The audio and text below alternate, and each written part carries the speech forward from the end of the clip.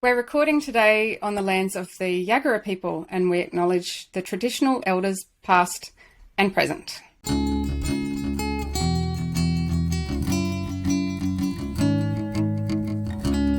Hello everyone, I'm Andrea. I'm a former registered nurse and midwife and a community advocate. Welcome to Beyond the Rona. Hi, and I'm Tim. I'm a digital marketer and small business owner, and we're on a journey here to find out what our community members think are the big problems and the big solutions as we emerge from the pandemic. Today we're talking to Troy Aggett, who's a former One Nation candidate. He's run four times for One Nation in state and federal elections, and one of those elections was for Logan, was it? Or was a few of them for Logan, Troy? No, just the first federal election was for... Yeah, welcome to Logan, Beyond the Rona, Troy. It's really good to have you here. No worries. Thank you. We thought that we'd have a discussion with you to talk about One Nation and United Australia Party, because there's quite a few people down Logan area who are interested in learning a little bit more about One Nation and United Australia Party, but we have our suspicion about the fact that they're not really there, like their interests aren't really there for the people, that there's maybe what they're projecting, the image that they're projecting isn't really, isn't really there for what the people actually need. And we thought you might be able to shed a little bit more light on what happens behind the scenes with your experience. Can you tell us a little bit about your experience on what it was like to be a candidate for One Nation? Yeah, the first election I ran, Pauline wasn't actually around. It was still the One Nation Party, but she wasn't a party member anymore. That one there was... Where was she? Pretty hard. She was in New South Wales. Okay. And then the next election, I was actually on the committee, and we elected her back to One Nation. And the vibe I got from her the day I met her was she's not the same person that you met the first time round. And like I can understand why she's not. She's been burnt that bad. If it was a chook, it'd be crispy charcoal by the other parties and what they've done to her in the past with all the media, false media stuff they put out and getting to jail. So I can understand why she's not the same person anymore, but she is definitely not anything like the person we first met when she was back in Oxley. Because it's been going for like 25 years now, One Nation. It was, yep. Yeah. And it was actually run by a bunch of older gentlemen and ladies on their own finances. Oh, right. Down there in Logan when she wasn't around. But when she came back, her basic first call of business was to get rid of them all. Even though they're the ones who elected her back on the party and supported her and looked after her. And then they just said basically goodbye, Right. And she was very clear from the very first day I met her that no one's going to ride to Parliament on her coattails. That was never going to happen. And then later on, Ian Nelson invited James Ashby over, and everything just went downhill from there, and it became the Liberal Party Retirement Trust, Right. Where if you want to quit the Liberal Party, you go join One Nation, which is when Steve turned up as well. Which I find a little bit strange, because each party tends to have their own values, so I find that strange that you can kind of jump between parties. How can you sort of... I've been of the impression we don't actually have too many separate parties anymore. Labor, Liberal, basically are a coalition. They always state, it's best to be in opposition than out of a job. You've had one party help another pay for their election campaigns. It's not right. It's not open politics like it should be. It's now just jobs for the boys.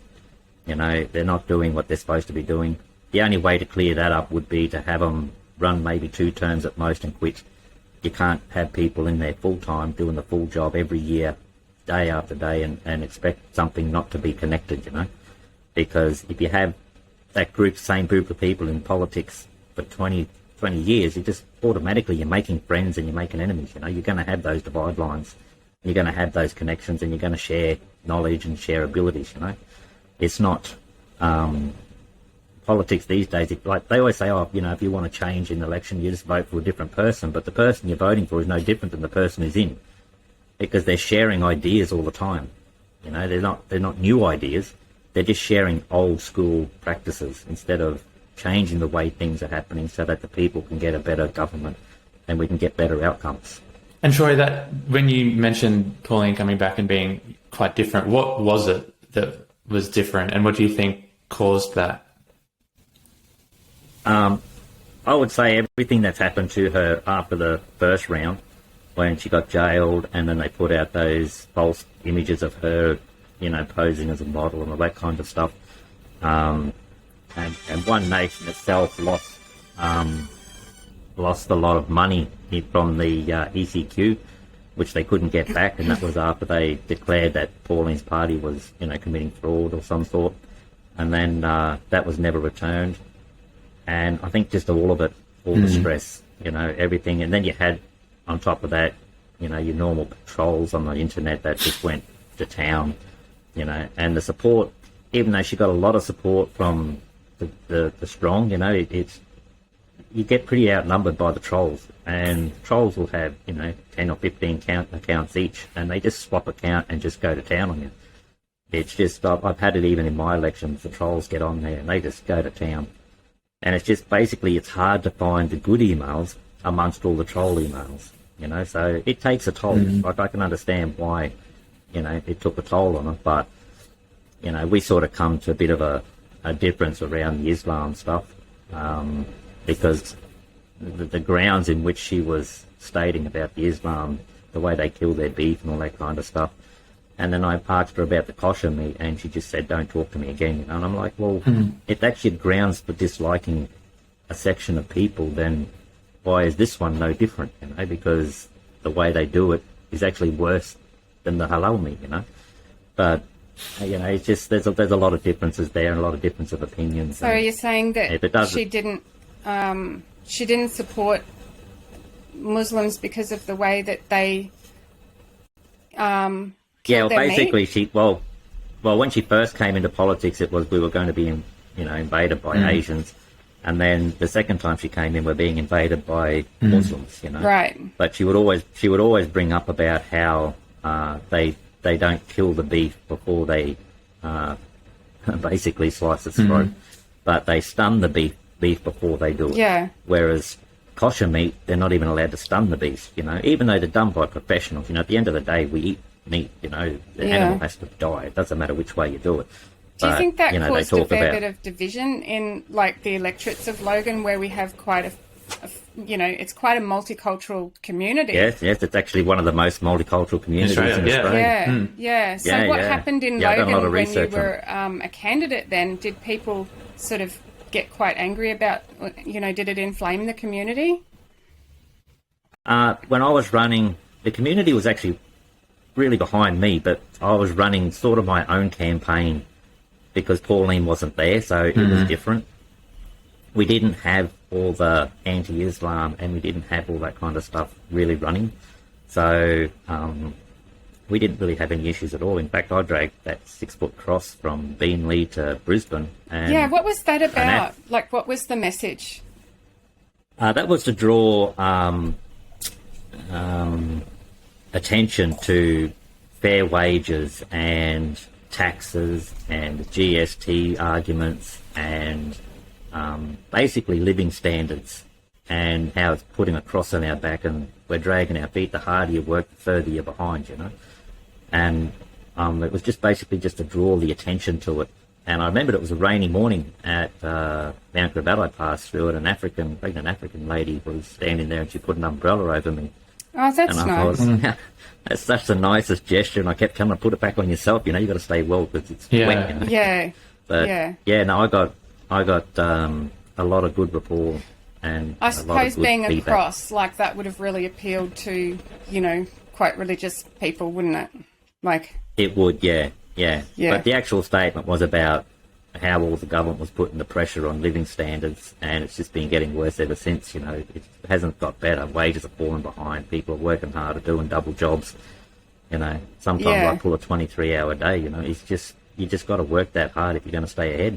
Yeah, that's true. And what about like the argument of climate change? Like I know that One Nation has been really against, not believing in climate change. How do they stand now? That the issue with climate change and One Nation is the voice you hear from One Nation is the boss. It's not every individual person in One Nation thinks the same. You know, we all have our own opinions. So for me, I believe in climate change. Of course it's going to change. You know, it has to. It's the world. The world does what the world will do. If we make it dirty, it's going to do what it needs to do to cleanse itself. You know, if we overpopulate, it'll make us hungry and it'll depopulate. It's just what worlds do. But with most of the stuff you actually hear online is Pauline's views. Right. You know? But then that's what the policies are then based on. That's right. Yeah. Yeah, well, the policies are based on her views plus the views of James these days. Okay. That's how it's done. It's not general population views. You know, it's not the overall views. Because people used to always ask me, what's your view on this? And I go, well, it's not my view you're interested in. My view is to be a voice for you. If you elect me, I'm your voice. Yeah. So I come to the people and ask the people what you think, you know. I said, I only promote what the majority sort of go for. I said, it's not whether I believe in it or not. I said, I can disbelieve in something and still stand up and fight for it. I said, I'm easy going, you know. If you're right and I'm wrong, I'll stand up and say I'm wrong, you know. But also, as a candidate, if you do get in, you can do something entirely different to what One Nation's policies are. As long as you go to the boss and tell them why you're standing on the opposite side, they're open to it. Or they used to be. Not so much now. You know, we saw that after the last elections with that gentleman in Perth, and he was actually being demanded to give his position up so that Malcolm, or what's his name? Malcolm could get him. They could swap him out. Really? Yeah. And that's why he quit the One Nation and became an independent, because they were pushing him. They were bullying him to step down. Right. Yeah. So what does it take to actually be a candidate for One Nation? What do you have to do? Back when I first ran, pay all your own advertising, own call flutes, own pamphlets, all that kind of stuff. Once Pauline came back, you're expected to pay the party $3,500, and then the printing company apparently would send back a donation to One Nation. So just the recycled money. It's basically the same as the bigger parties. They charge their candidates money, then some of that money comes back to the party. That gives the printing authority a taxable write-off, plus makes the party money. So that's generally how it usually works. And so the donations that flow into the party itself don't get kind of, deployed down to the campaign level? Oh, yeah. No. They do to the boss's, party. Yeah. But to the individual, like if I had won the 6% that you need to get, paid for your votes, then I don't see a cent of that. That all goes back to the party. Yeah. Okay. So it's just the never-ending. Basically, it's the Liberal Party the way they run their party. It's all about pushing money through to the party. And then you've got your voter fraud that carries on, and that's just ridiculous. The system we've got obviously doesn't work. If you can go and vote twice, then the system's not working. So it's not openly said, but it's promoted that, if you're die hard, then you can always go and do your postal vote. Then later on, go back and vote at the poll and just go, oh, I forgot I voted. And if you're lucky, you might get the fine, you might not. But there's so much of it, what are they going to do? Fine, 500,000 people. What's your take on the numbers around that? Like, I've heard varying things about this. Some that there's so much apathy in the community that, it's a struggle just to kind of get people motivated enough to vote once. So what? Well, the problem with the reason people don't want to vote is there's no one decent to vote for. We've got the same people that have been there for 12, 13 years. They're not people we like, and they're not doing the job we want. But there's no one, as an independent, it's impossible to get in. It's 1 in a million will get in and then you've got your other independents who are actually funded by a party. So you think you're voting for an independent, but you're not. You're voting for one of the major parties. because they've already aligned themselves and the party's paying for their advertisement and all that kind of stuff. And they're easy to pick because they're the ones that pay the money. advertisement. You know, they'll have you know, all the people volunteering, they'll have all the call flutes, they'll have everything, and you know they're funded by a party. They're not an independent, but they'll be called an independent because they're not running for that party on that day, you know. But anything that party decides for later on, that independent's going to be going, yep, that's what I'm going for. You know, so it's just a cobweb of lies. The public's been lied to in every direction. Okay, so from your point of view, and you've had a lot of experience with One Nation, what do you feel that One Nation offers people, especially for Logan? What do you feel that they can offer people? I mean, you hear a lot of rumours that One Nation are quite racist. I mean, if they are racist, then and Logan is a multicultural society, then I feel that they really don't have much to offer people in Logan. How do you feel? Like, what do you think that they have to offer people? Not much at all, to be honest. There's not much they've got left to offer. You know, the side they've aligned with is no different. You might as well just vote Liberal. There's nothing more different, you know. And the fact they always say that they're racist, it's not. That's where people get it wrong. They look at what Pauline comes out and says, you know, because she's against the Muslims, you know.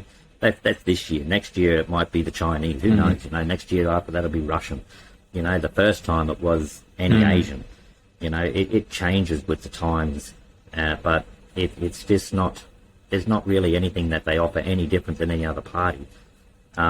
It's not the whole party. Like, you can't look at the whole party and say they're racist. It's not the party. Like, I was in the party, and I'm the least racist person on the planet. Like, I lay carpet in the mosques. I talk to anybody. I sit down with people from United Arabs and have coffee. I don't care what colour, creed, or race you are. Yeah. You know, I'll sit down and talk to you and have coffee with you any day of the week. And that was while I was in One Nation or out of One Nation. It makes no difference. It's just who I am. You know, so when you look at candidates, it's not. You can't sort of funnel them in with what the One Nation brand is, because they do have, well, they did have the leverage back then to be able to flip in politics and go against party regulations. As long as you put down that, okay, this is the community that I'm representing, and they're not for that. Okay. They're going this way, you know. Okay. So, but whether that's changed, like, since James Ashby came in, which I'm pretty sure it has, is going by the vibes. I got him at the last elections. I ran with him before I quit. It's not so much that availability anymore. Now you just sort of got to bow your head and yes sir, no sir. So what you're saying is Pauline writes all of the policies, right? And Pauline is the face of the party. So what she says gets picked up by the media, probably because it's inflammatory and it gets a lot of airplay. And any airtime's good advertising. Right. And that's the main call. It doesn't matter whether it's good or bad. Okay. It can be irrelevant, it can be truth, it can be lies, it doesn't matter. As long as you're getting free airtime, you're getting advertisement, you're getting your name out there. I see. But the people who are actually becoming candidates really just want to get into politics. So they're coming from any party just so that they can become a candidate and get into politics, but they don't have the same values and things like that and views as Pauline does, and they don't have to. They just want to become a candidate and get into politics. Well, yeah, when I was running because there's no one in there worth running, like, voting for. So I figured, well, I've got a strong voice. I can get in there and shake the cat amongst the trees, you know, and square some things away.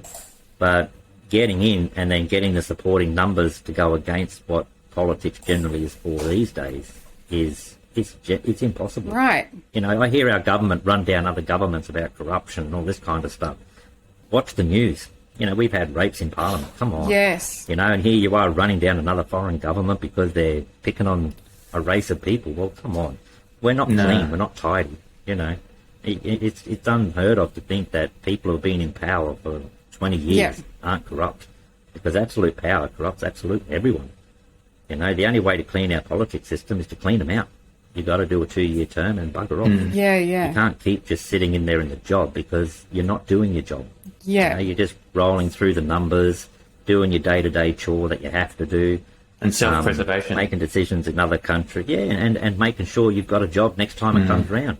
Like, look at the roadworks. When do we get good roadworks? Yeah, right before an an election. election. Yeah. You know, so then they can stand up and go, look what we did. Yes.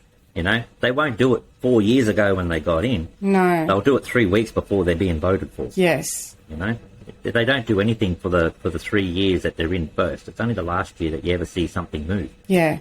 You know, they're not doing their job. They're just sitting there collecting their pay packet. Yeah, yeah. Now, you were also a candidate, were you, for the United Australia Party, is that right? No, I went to an interview with Clive Palmer for the Australian United Party. Clive Palmer, what was he like? I wouldn't get along with him. You know, but when I met him, he comes across, he's a strong man. I can understand that because he's a business operator and he's a manager, and, you know, he runs big companies with a lot of employees, so he's got a lot of pressure. So he's good under pressure. But it's for me, it was his views or no views. Really? You know, it's not. Yeah, like I was watching the news TV the other day, and it came on that he was elected to be the treasurer or something. Thinking, you weren't elected. You told him you're going to be treasurer, and he's just got to go, yeah, you are. You know, that's how it works. You know, it's his money bankrolling the whole party. You know, he's not going to be elected to anything. Don't elect him, don't get paid. Right. How's it going to work? You know, the whole party will just disappear. See, I can't understand how people can vote for a guy who didn't pay his workers superannuation and, you know, all that sort of stuff. Like, how can you vote for a guy that doesn't care about people? Yeah, well, I did a lot of reading on that when it was happening, you know, and it came out in a press release. I can't remember which paper it was, but it came out in a press release that he decided to pay them. Oh, he and I'm decided? Thinking, really? Yeah, just decided. Oh, that's and really it was going sweet. through court anyway. He was going to lose, you know. But it says his statement was, "I decided I'll pay these people." You know, I'm thinking, oh, you sweet guy, you know. And you sit on the news here bagging out other parties, you know, about what happened through a pandemic, which is out of their control.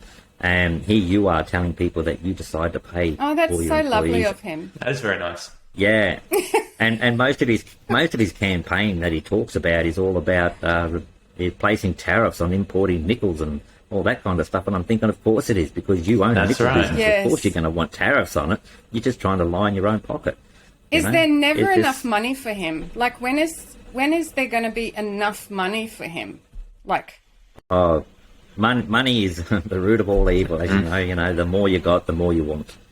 Yeah. You know, there's never enough. I think for that point you raise about, you know, it's no secret that everyone understands Clive's motivation, and it's absolutely, you know, making policy or affecting policy decisions that'll help his business, and everyone can kind of see this. However, there's a strong base that he's been able to, muster up throughout the pandemic around, you know, anti-mandate. And what I wonder about is how people make up their minds around a single issue like that he's been kind of the voice of, so to speak. But then freedom. Yes, but well, he took a pamphlet out of Pauline's book. It's the anti-establishment. So nobody wants to vote for Labor and Liberal that's anti-establishment, you know, because they're sick and tired of the same rubbish every year. The only ones you get, I call them the football fans, you know, they vote for their colours, either blues or maroons. And that's how they vote, and that's how they'll stay voting. It doesn't matter. They could say a policy tomorrow that we're going to exterminate the entire Australian population, and they would still tick yes and vote for them because they're blues or maroons by just trade. You know, they're not actually voting on policy. They're just voting on party, you know. But Clive's taken Pauline's book about the anti-establishment, and they're drawing on the votes of the people who are against, you know, politics in general or police in general. And they're the supporters, the ones that like a bit of anarchy in their life. So I know why he's doing what he's doing and how he's doing it, but that's what you get to. And if you cause a bit of a stir, and it doesn't take much, you know, to put some trolls online to start stirring up trouble. And when you stir trouble, you invite friends. And so at this point, At this point where people have, all right, placed all of that other stuff to the side and said, okay, this is the party for me, this is the one that I believe in because they align with that thought. Now, as mandates are being rolled back and there isn't that same sense of kind of like restriction, do you see from now until election day that there may be a degrading of that support for United? Well, it depends on what the government does. If the government actually does, you know, release living pressures then they'll get a big swing. If they don't release the living pressures, then they won't. Because Clive's out there beating the drum that he will. Tim, what was that billboard that we saw the other day? The Save Your Home, max 3%. So they're pivoting all the billboards Really? to saving your home. Yeah, max 3% interest rate. Oh, I saw one the other day, Save Medicare. What? It was a United Yeah, there's one. one here in Ipswich. No, this one was Shane Newman's. Oh, Labor. Yeah, Oh, he's okay. got Save Yeah. Medicare. So they're just Medicare's been privatised for years ever since we brought in private healthcare. So there's nothing left to save. There's not much left of it. Right.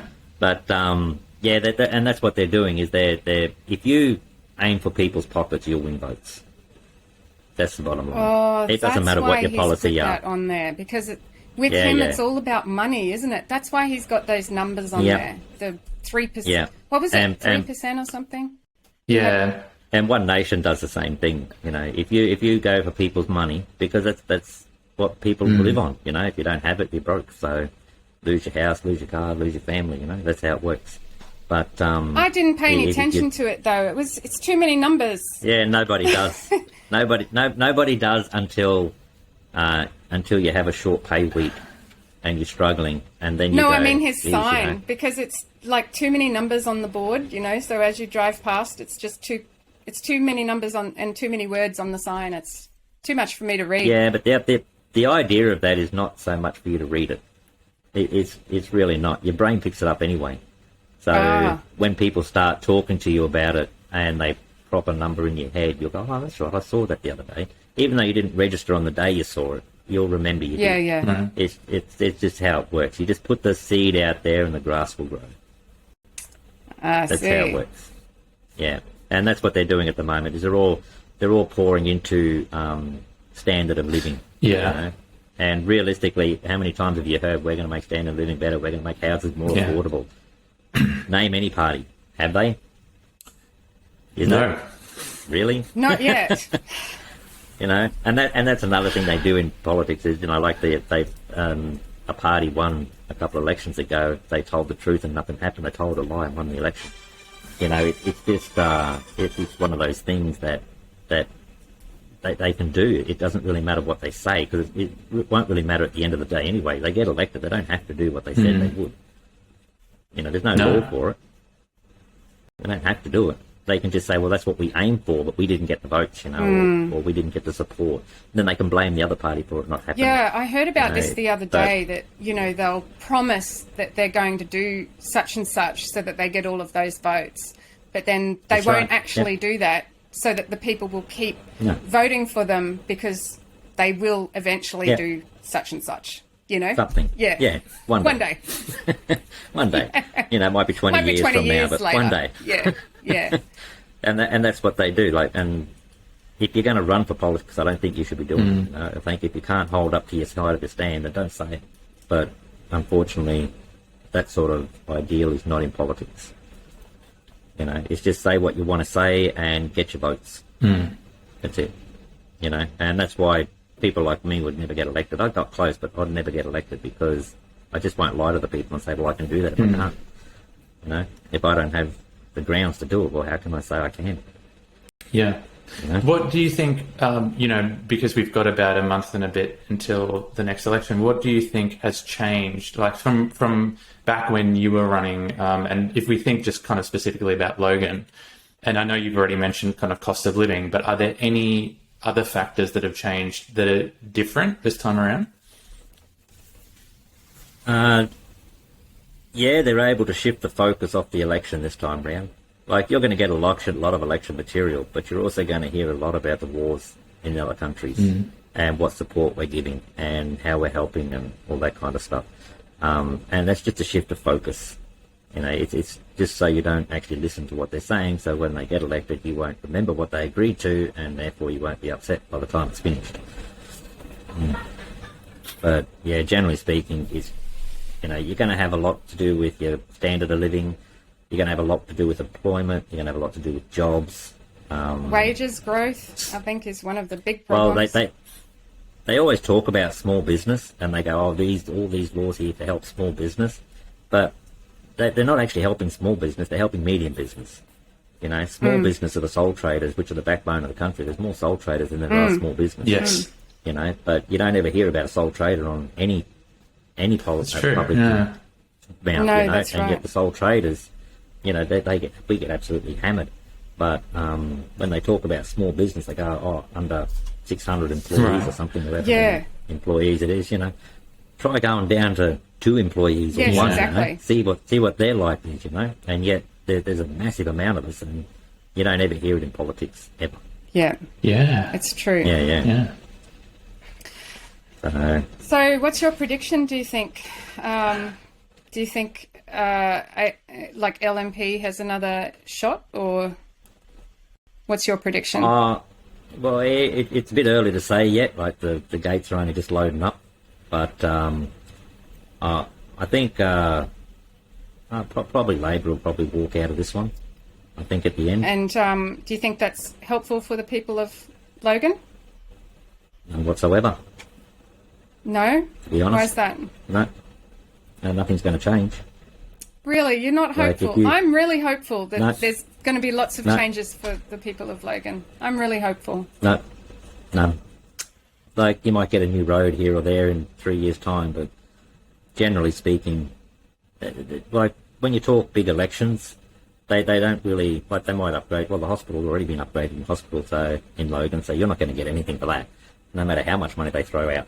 I'm hopeful that because they'll only raise just- the pensions, and that will really help people to afford, you know, food and medicines and, you know, Oh, there's a real easy way the Shelter. government could fix that. It's dead set, real easy. You could raise it $500 tomorrow. Take it off the one sitting on the dole. Seriously, because I spoke to 5 tradies yesterday who were on site. We're all looking for labourers. No one wants to work. And in fact, the guy that I spoke to who wasn't working, he's on the dole right now, said, I don't need to go to work. And I said, why not? He goes, I get the dole. You know, they've got too much money on the dole. oh, They're living I'm it not up. sure how they're And affording Yeah. housing. Isn't the dole like below the It's poverty below, line? yeah. Supposed to be, yeah. It's supposed to be.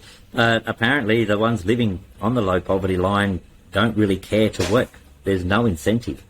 You know, I've travelled to nearly 17 countries now, I think, and in places where they don't have the dole, you know, you got people working their butts off to make just a bowl of rice on the table, you know, which is it's sad to see. And you've got people here who are on the dole who won't lift a finger to make an effort to go to work. Like there's certain people, I believe, you know, the dole, not cut it completely, but, you know, at least limit the time that they're on it and push them to work. Because even Mr.